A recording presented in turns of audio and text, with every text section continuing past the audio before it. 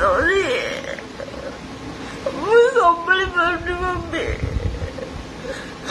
ଯାହା ବି କରିବାକୁ ଯାଉଛି ସରି, ସମସ୍ତଙ୍କୁ ସରି। ଦୁନିଆରେ ଏତେ ଫ୍ରଡ୍ ଲୋକ ଅଛନ୍ତି ମୁଁ ଜାଣିନଥିଲି ମମ୍ମି।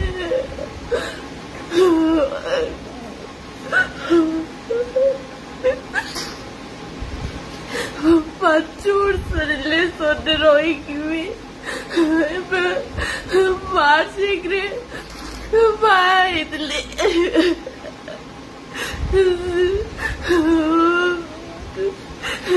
କିନ୍ତୁ ହଜବେଣ୍ଡ ମତେ ଧୋକା ଦଉଛନ୍ତି, ଆଉ ଜଣଙ୍କ ସହ ରିଲେସନରେ ଅଛନ୍ତି। ମୋ ସାଙ୍ଗ ପୁଣି ତାଙ୍କ ସାଙ୍ଗକୁ ବି ରାତି 1-2ଟା ପର୍ଯ୍ୟନ୍ତ କଥାଉଛନ୍ତି। ମୁଁ ଜାଣିଦେଲି ସେଇଟା ହଉଛି ସବୁଠୁ ମୋର ବଡ ଭୁଲ। ଏବେ କହୁଛନ୍ତି ତୁ ସବୁ ରହିପାରିବିନି ଆଉ।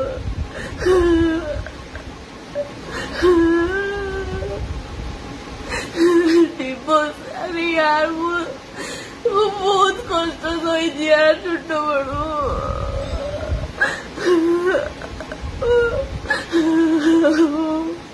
मम्मी बहुत कष्ट करी मो सिजड़ को बहुत बड़ कर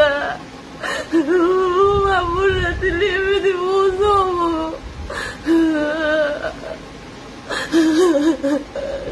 समस्ते बुझेले, समस्ते बुझे सारे सतरे बुझुना। छुट्टी 10 दिन आसिकी झगड़ा खाली झगड़ा चलती। वो ऑफिस भी जाई पारे।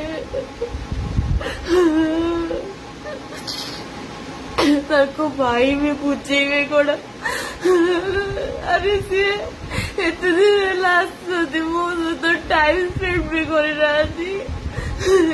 आउ थे लोक भाई आसिक नहीं गले।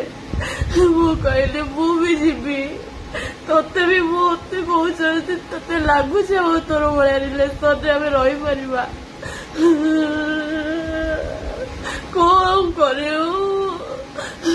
5 वर्ष रही सब सरला पुणी मैरेज पर किए कौन एमती रही कहीं मत बाहुल कहीं मत बाहुल मुझे क्षमा कर दे मम्मी, मुझे क्षमा कर दे। निज को संभाली पारुनी फैमिली से सुधरवे सत भी सुधुर ना जन को डिवोर्स देके आउ जन को सहित भी एमती कर डिवोर्स देवाक जाऊँगी।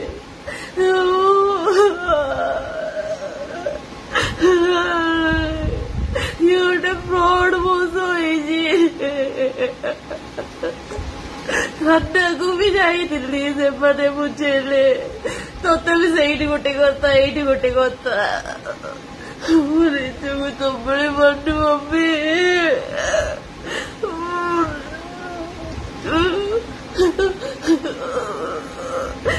आज जहाँ भी हम मम्मी मत क्षमा कर दू बोली गोटे झील दिला बोली समस्त को क्षमा मांगुची। मुझे संभाली पारुनी सीरियसली संभाली पारुनी सीरियसली।